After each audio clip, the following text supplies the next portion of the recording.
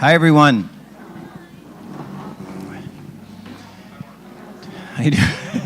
Does anyone remember? Does anyone remember the topic that Abuna mentioned today at the sermon? What was it? Huh? Distractions.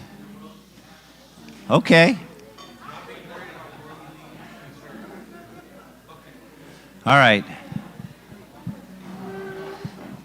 Does anyone else remember what he said exactly? Huh? No, for the adult meeting. Because I gave him the topic, and I thought it was a good topic, and now I can't remember exactly what I said. Huh? No. The seed or the sower? No, that's the gospel today. Yes, foregoing the cares of the world. Okay. You didn't say it like that.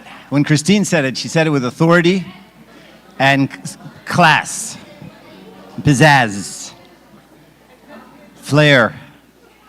Okay, I shouldn't do sit regla regla because that's haram. Okay.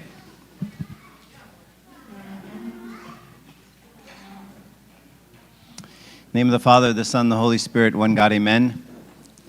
You guys can keep eating. Feel free to keep eating. Just don't talk. But if eating helps you not talk, that'll be great. I actually am not prepared at all for today. Let's just start there. Anyone know any good jokes? No, we're kidding. So, I'm as some of you may know, I'm in the middle of a move. We moved houses. And it's not far. It's like 5 minutes from our other house, 10 minutes. But as we're moving, you know, every time, I'm sure all of you have moved, right, or remodeled. And as you move and you remodel, you think about where I was and where I'm going. And you anticipate and you hope for a different life where you're going than where you were. You know, you say, well, in the old house, we used to be, messy. But in the new house, we're going to be clean. In the old house, we were disorganized. But the new house, we're going to be organized. In the old house, we didn't host much. But the new house, we're going to host much. In the old house, I didn't exercise. But in the new house, I'm going to exercise. In the old house, I drank too much coffee. But the new house, I'm not going to drink much coffee. And you start to create an image of what you want your life to be like. And because you don't want it to be the same with what you have. And of course, you realize, right, so those of you who've moved more than once, that everything you create is false, right? It's going to be about 17 seconds, right, before you go right back to the old ways. The pile of clothes that used to be on this chair that you said, well, I'll get rid of this chair so I don't have a pile of clothes in my bedroom. Now you found a new spot that you put your pile of clothes on, right? You're still eating unhealthy. You're still not going to the gym, even though we bought a house 2 minutes from the gym, or we put a gym inside the house, inside the garage, so that I'd have no excuse. So now I can work out, but now I don't even use the gym that's inside the garage because it's kind of cold in the garage. It's like 11 degrees colder than, it's not 70, it's 60 there, and so that's no good. And then you realize that none of the things that you had done or thought about or talked about actually transpired. This hasn't happened to us yet, but it will soon, in a few weeks, as the realization of life hits us. And then it just kind of points to the whole cycle and the whole repetition of life, right? And how hard it is to break out of my life, of the way I am, of the habits I have, of the sins I commit, of the weaknesses, the brokenness that's in my personal life.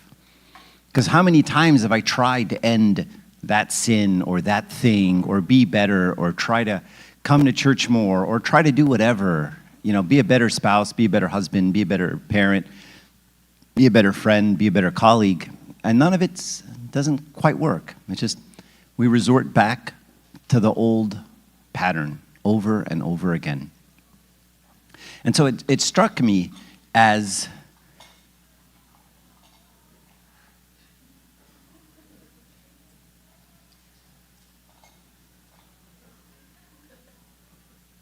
he doesn't even know I'm here. Could we not make the sounds anymore? Thank you.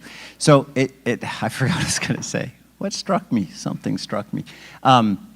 It struck me as we were being so hopeful that we thought something would change, when in fact we probably know it won't. And then I'm reminded of what Christ said when he was talking to the Samaritan woman. And he said to her, "If you drink of this water, you'll get thirsty again."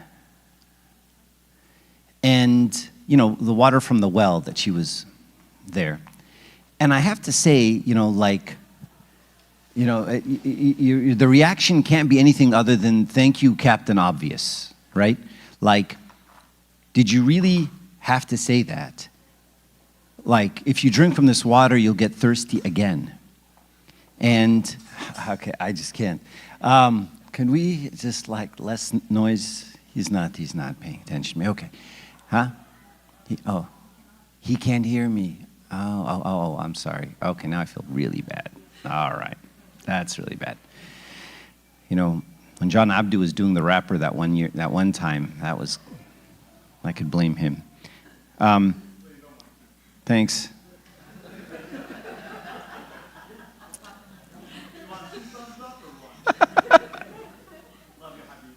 Hate you. Okay, so it just goes back to this. Now I feel really bad. Now she's going to say something to him, and then I'm just in really, okay, terrible. Feel terrible. I'm just easily distracted. So it reminds me of when Christ told a woman that if you drink of this water, you'll get thirsty again. And I see this as one of the most profound statements Christ has ever made. And it doesn't get old, and it just doesn't get appreciated. Because, just last night, I came home, I'd been unpacking and doing stuff in my house all day, and I was like, I'm just going to sit down and I'm going to stare at Instagram. I'm going to doom scroll, right? And that was going to be my, break, my treat for the day, my stress release, my thing. And as I doom scrolled on Instagram, I was like, I hate this. Why am I doing this? And I'm waiting for the next swipe to give me pleasure. The next swipe was going to be the one that's going to be good. And then it wasn't. And then I went and got a bag of potato chips, like a whole bag of potato chips. And I would take a potato chip, and that wasn't enough. So then I would just keep eating another one and another one. And I was waiting for the next chip to be the chip that I would be like, okay, now I'm satiated. And it never came. And all that happened is I kept trying chip after chip until I realized I'm just feeling worse about myself, which is exactly how I felt with the Instagram. And I imagine if I'd switched to alcohol right after that, I would take a drink and I'd wait for the drink that made me feel good about myself, that changed something. And I'd have realized that too was not going to work. And it just became so apparent, this verse that Christ says, if you drink of this water, you get thirsty again. At what point are you ever satisfied with money, with lust, with food, with anything? At what point do we ever reach the point where we say, okay, I have enough. I'm satisfied. I feel good about what I've done. And the truth is, in the world, you just never get that. There's this quote I have up in my office. It says, "There is no place on earth that is free from misery." The only place where there is no misery is inside the human heart when Christ is there. I mean, what a saying. There is no place on earth free from misery. And I was just reading this story about a monk who, a man who used to get angry all the time. So he decided to help get over his anger. He wanted to become a monk. So he went to the monastery. And he said he walked a long way to fill his pitcher of water. And he walked all the way back. And he put it on the thing. And as he turned around, the pitcher fell over. And all the water that he'd collected, that he had to walk a mile or something to get dumped. So he cussed. He got really mad. He walked, he did the water again, and he came back. And then a few minutes later, that thing got tipped over, and the water fell again. And he did it one more time, and then he took the pitcher, and he threw it across his cell, and he started cussing like a madman. And he realized, I'm still angry. Here I am. I come all the way here. I want to get past my anger. I'll go to the monastery where I'll have peace. You know, how many of us have said that? Let me go to the monastery. There's peace there. And then you go there and you find out, oh, the monks are fighting and the nuns are fighting, and there's a controversy with this Sayyidina, and there's a priest over here who said this thing, and these two nuns don't want to talk to each other. And you're like, well, gee, that sounds a lot like home. And there's no place to escape. You know, and then you try to buy a new house, and that's not going to work either. And then you try thing after thing after thing, and it never does what it's supposed to do.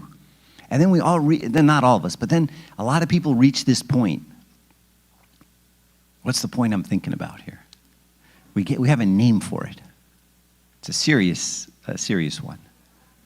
Midlife crisis. Right? So what's the midlife crisis? I mean, the real midlife crisis, not like I, got a new hat and this is my midlife crisis. No, it's seriously midlife crisis. Like when people have a real midlife crisis. What's that? You get to your 50 or 55, whatever it is, and you're like, I've tried everything that I was told would make me happy. I got that. I got the house, then I got another house. Then I got the car, then I got the other car, then I got the shoes, I got the other shoes, I got the belt, I got the watch, I got the cologne, I got the fur, I got the beach house, and I got the boat, and then I got the plane, and then I got all the things. And nothing worked. And then I got the new wife, and then I got the third wife, and then I got the Ferrari, and that didn't work either.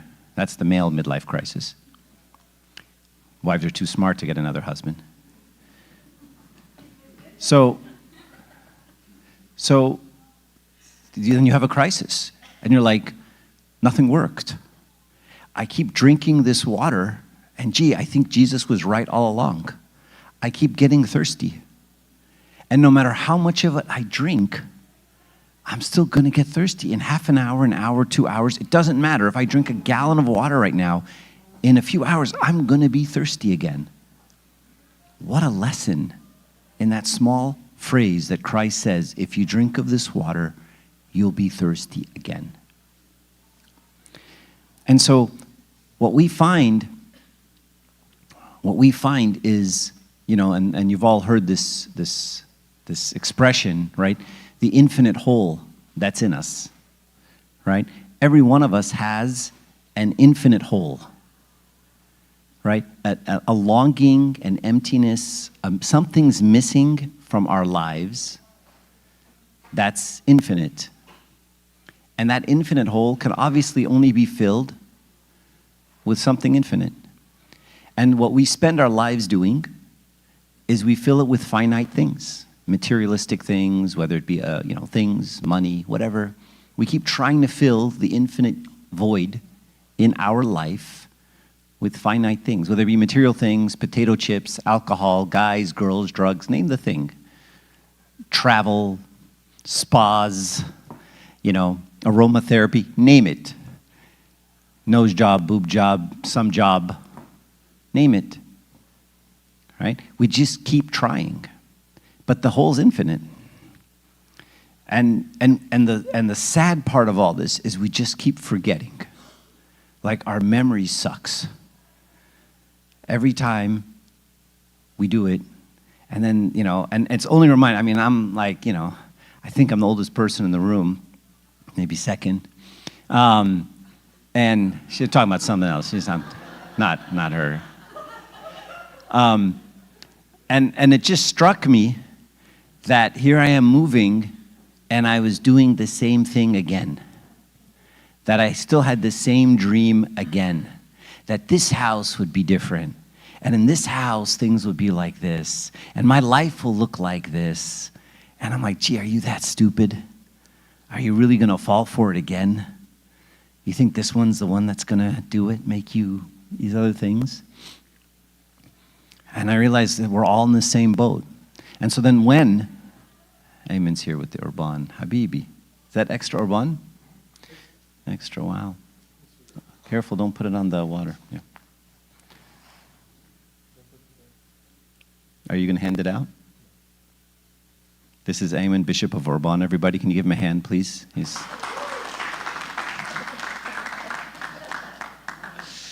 We call him Sayyidina.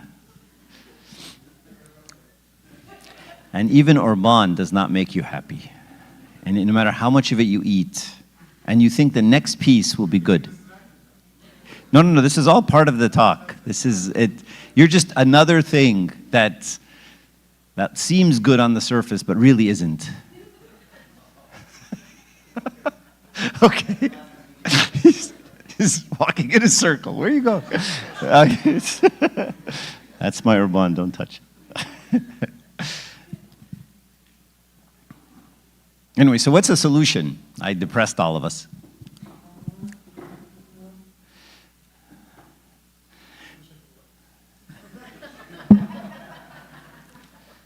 I ain't got time for you, right? I mean, at the end of the Pauline epistle, at the end of the Catholic epistle, every liturgy, we always say what? The same thing. The world shall pass away, and the lust thereof, but he that does the will of God remains forever. The world shall pass away. All of it ends. All the investment, all the health, all the homes, everything, it all passes away. This morning I got a message that this very good friend of ours passed away in Seattle. And, oh man, last time. And he was a legend. The man was just pure love. Everyone he came in contact with has the same reaction about him. And his legacy as a human being, I mean, you can't bring up the guy's name without someone saying, oh my God, I love that guy. You know what he said to me? Do you know what he did for me? Do you know what how he helped us? And then you think the world shall pass away, but what he did won't. What he did won't. He touched humans. He touched people. So what's the solution to this very depressing situation that I've proposed for us here? Jesus, give up. It's two extremes. One's like give up, one's like Jesus. Thoughts other than give up in Jesus? Eat more Urban. Because at some point, even with Urban, you keep eating and you think, God, this Urban's good. And then I think I had too much Urban, and it no longer makes me happy. Yeah. Thoughts? Give more. Give more. Give more. I like that. It's, yes? Actually, one thing that comes to mind for me, just because I think it's relevant, I recently spoke to a group of people, and one of the things that came up was kind of people seeking degrees, awards, wealth, success.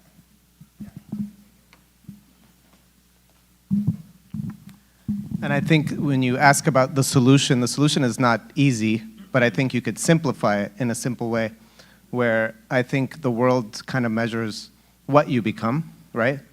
The chips, the new house, the cars, the Ferrari. And then you measure kind of, God measures who you become. And I think you have to determine what matters more and where you spend more time.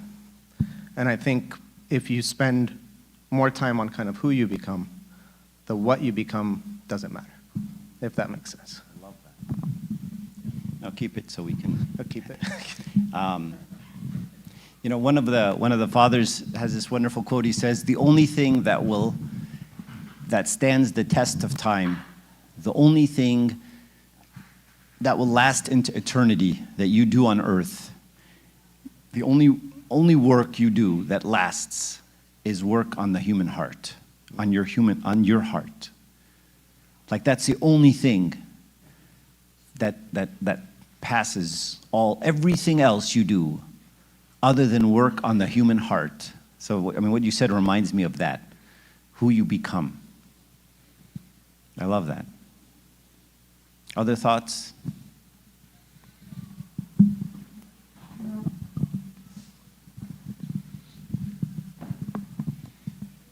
When you started sharing, the first thing I thought of was one of my favorite movies of all time, The Groundhog Day. And it just took a few days to realize what was happening, and then he just made a couple little changes, little thing, help someone do this, maybe look for love, maybe help, just little things. And that changed the trajectory of so many other people. And in the end, it helped him too. So I think it's about remembering just like the little things, the choices we make. Like, am I gonna walk by this person, this stranger? Am I gonna say hello? Am I gonna help pick up something or talk to someone or tell someone, hey, I think you'd be a great leader? Just little things, and that could affect so many other people. And I think focusing on, I think someone here said, not how much we're getting, taking, and building, but more how much more we can give, because that's really how much we have control over. Yeah, and the way you framed it is perfect, because it can't be big, because we can't offer big things, like I'll go back to my moving example, right? Like if you go from no exercise and you say, I'm going to start working out every day, we all know how this story ends, right? So that's too big. Or, you're a real jerk and you're like, I'm going to start being a great person.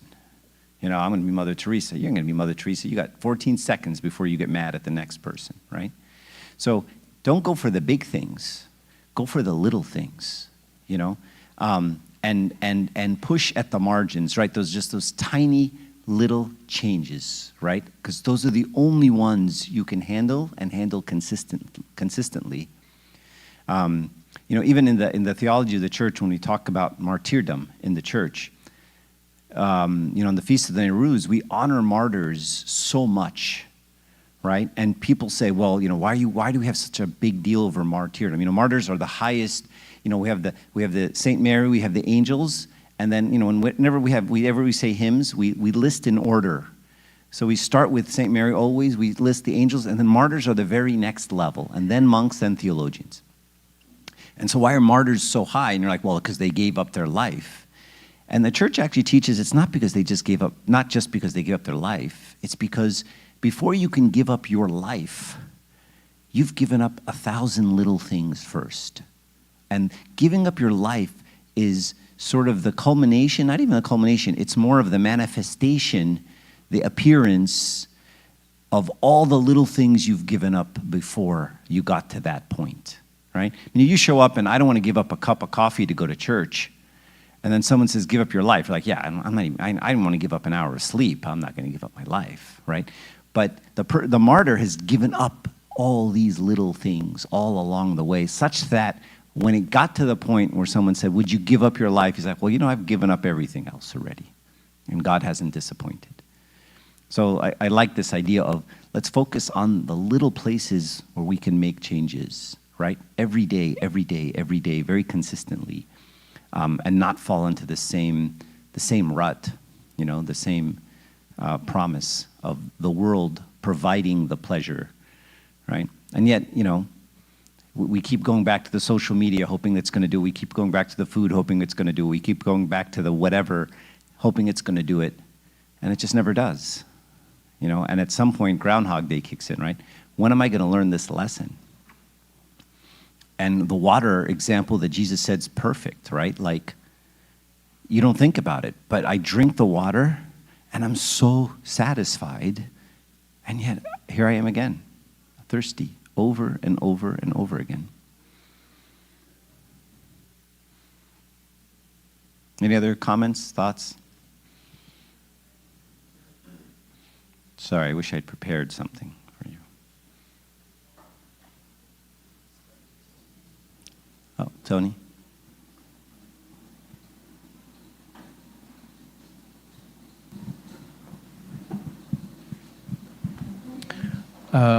We're remodeling our house right now, too, so I know the pain that you're going through.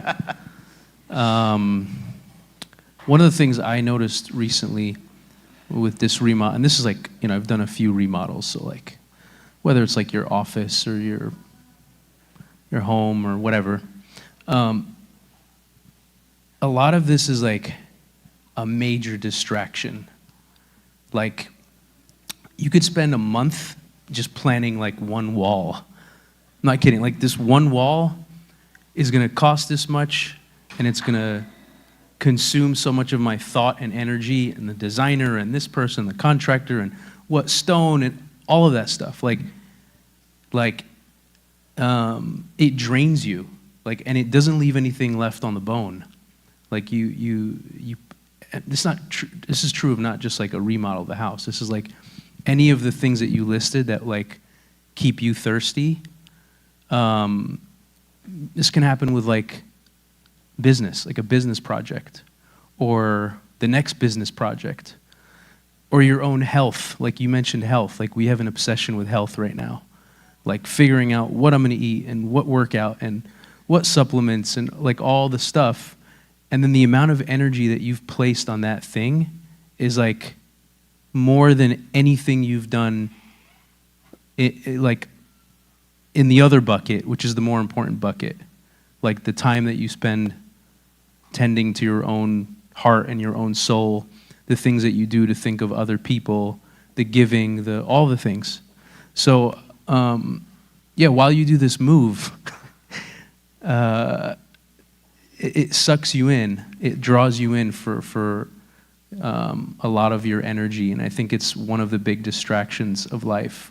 Well, I mean, and the irony is, right, like this wall, for example, you spend a lot of time on a wall, and then you invest the time in the wall because you're like, I got to get this wall right. I'm going to have this house for the rest of my life, which of course you won't. You're going to move out in 5 years, but then you put up the wall, and then you thought the wall would make you happy. And then you get to the wall and you're like, yeah, it's not quite what I thought. It's not quite how I imagined it. This part is off. And your eye always goes to the part that the contractor didn't get right? And then it doesn't make you feel the way you thought it would make you feel, right? And so that's the great lie, that Satan adds to the wall. So he starts with the distraction, and then when you get the thing and you get it exactly the way you thought you wanted it, it doesn't make you feel the way you thought it would make you feel. And you see the imperfections, and it makes you, in fact, now you're frustrated. That guy took too much money from me, blah, blah, blah, blah, blah, right? And you're going back to regret. And again, we just keep doing this, right? We keep drinking of this water, thinking, you know what, if I got this bathroom right, or this wall right, or this thing right, or this whatever, that's gonna satisfy me. Yes? There was a part in the liturgy today that really stuck out to me, and it was when the priest was talking about the creation, basically, and he was saying, you told me not to eat of this tree, but I disobeyed you. And it wasn't like Adam, it was me. And it went back to, my kids asking me, why do we have to pay for Adam's and Eve's sin? Like, why? And the thing is that it's in our nature. It wasn't just Adam, it wasn't just Eve. If it had been me, I would have done the same thing because it is part of human nature. And I think everyone has an experience of what you're talking about because it's part of our nature. And I think that the only way to overcome that is to recognize it and know that I can't do it alone because I don't have the tools to do it alone. It is part of who I am, that without Christ in me, I will keep drinking from that water and keep searching for more. So That's perfect. I mean, I want to end on that kind of meditation because that same part of the liturgy struck me. Does anyone notice what the icon that we have in the bosom of the Father, the apse of the church? It's always the Pantocrator. Did anyone notice what it says above him? بتألف. Huh? Yes, perfect. He who abides in me and I in him bears much fruit. And then I was staring at that today. And then what else is in the icon? It's Jesus, Lord Jesus. Okay, thank you. It says Jesus over him. All right, what else does it? What's in the icon? Behind him, through him, in him, around him? Huh? A vine, right? Because he's what? Tree of life. So let's go back to this, the St. Gregory liturgy that Abuna prayed today. He says, I plucked for myself the sentence of death. That was said today in the liturgy. I plucked for myself, and again, not Adam, I plucked for myself the sentence of death, right? Because in the tree, in the Garden of Eden, there were two trees, right? There's the tree of knowledge of good and evil and the tree of life, okay? And we say, Adam plucked from the tree of the knowledge of good and evil. He plucked, I mean, imagine, let's keep it really simple, two trees, life and death. And you got to pick which tree you pluck from. And he plucked for himself the sentence of death. And then Christ says, I am the tree of life. He who bears, who lives in me, abides in me, bears much fruit. And then and then you look at the icon, it's him and there's vines and grapes coming out of him, behind him. He's the vine, right? And so going back to what Ramonda said, I have to pluck from him. I can't pluck from this other tree. I plucked for myself the sentence of death. That's what Adam did. And then the second Adam is this tree of life, where I pluck life, right?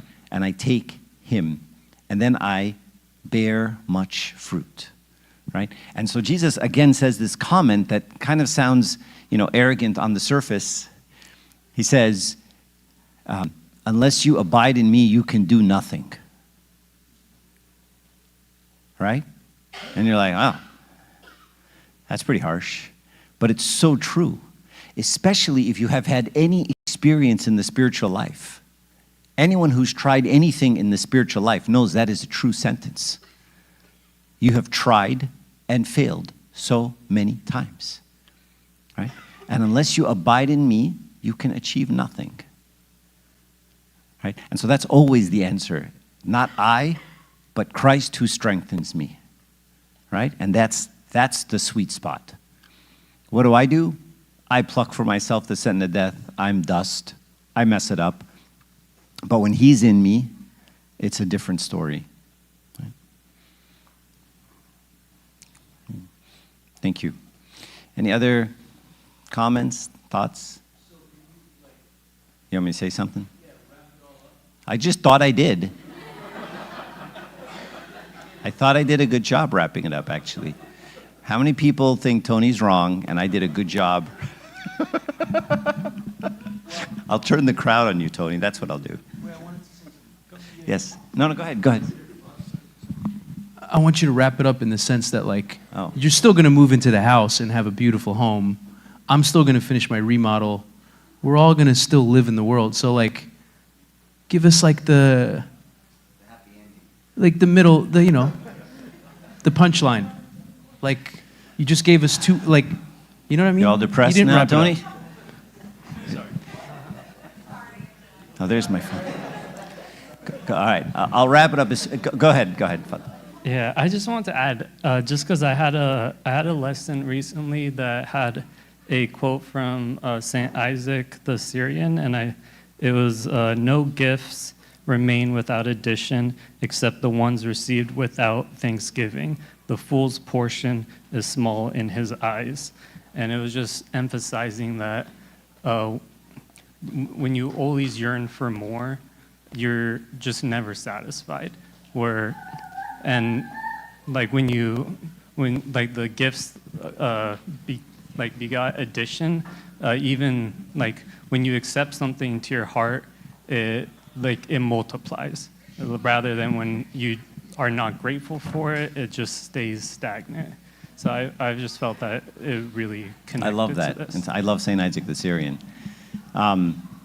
Okay, so to wrap it up, I think the kids are coming in. I thought it was a good wrap up, honestly.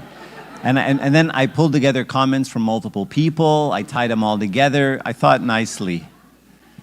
Okay, let's.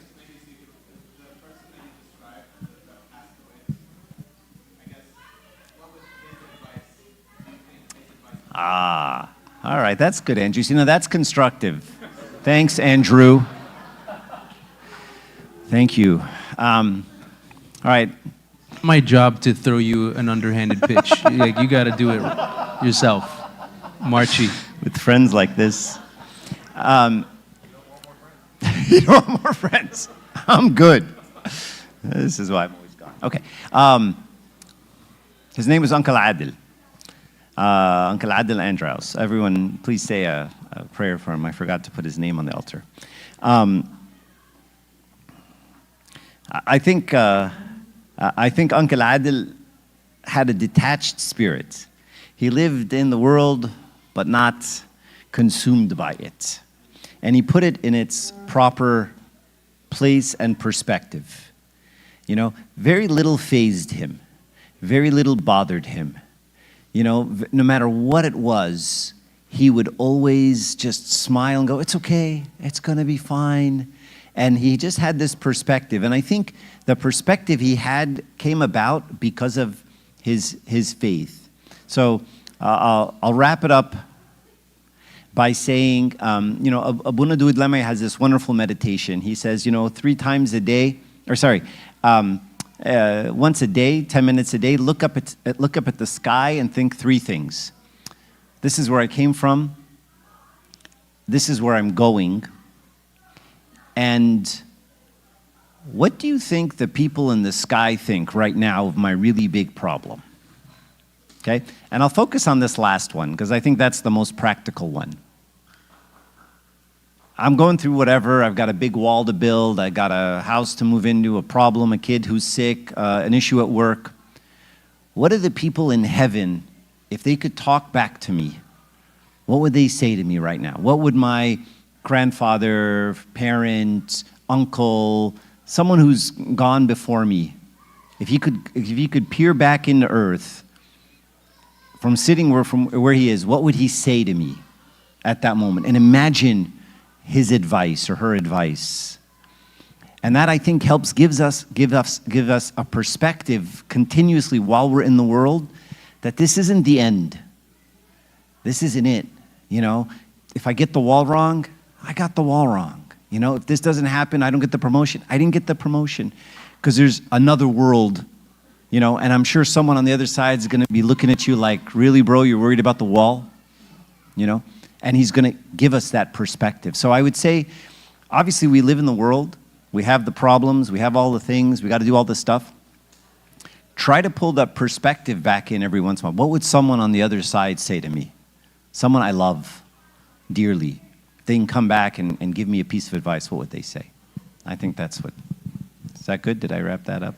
Okay, well, thank you very much. All right, if no other questions, glory to God forever, amen. Let's stand up and pray really quick. Make us, O Lord, worthy to say with all thanksgiving, our Father who art in heaven.